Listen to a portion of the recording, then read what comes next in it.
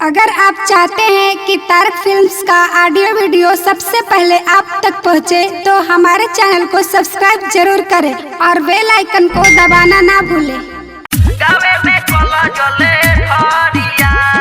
बाबा recording studio Sachin पाली गाँव सूरत। डीजे अमित तिवारी अपहर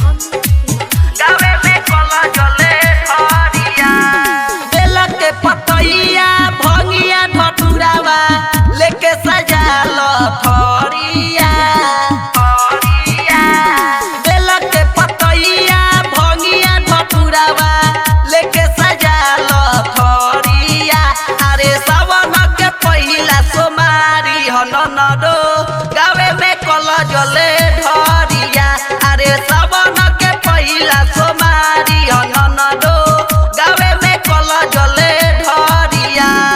डीजे अमित तिवारी अपहर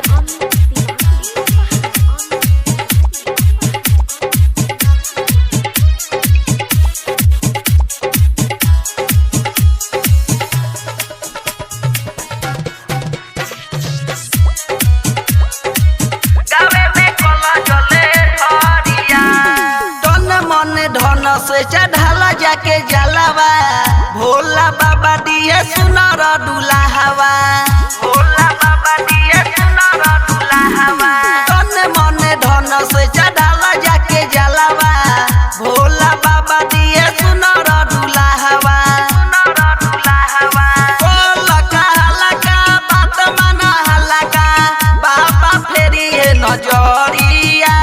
नजरिया लका लका बात मना हलका बाबा फेरी है नजरिया। अरे सावन के पहिला सोमारी हननदो गावे में कल जले ढरिया। अरे सावन के पहिला सोमारी हननदो गावे में कल जले ढरिया। डीजे अमित तिवारी अपहर गावे में कल जले ढरिया। भर लोटा जल लेला अपना हो हाथ में सखी सहेली के ले जा तू साथ में। सखी सहेली के ले जा तू साथ में। भर लोटा जल लेला अपना हो हाथ में सखी सहेली के ले जा तू साथ में। ले जा तू साथ में। पुना बड़ होशी भूटी गुप्ता चल गईले बाबा के दुआरिया। तारक बिहारी की टू दीवाना चल गईले बाबा के दुआरिया। अरे सावन के पहिला सोमारी हननदो गावे में कल जले ढरिया।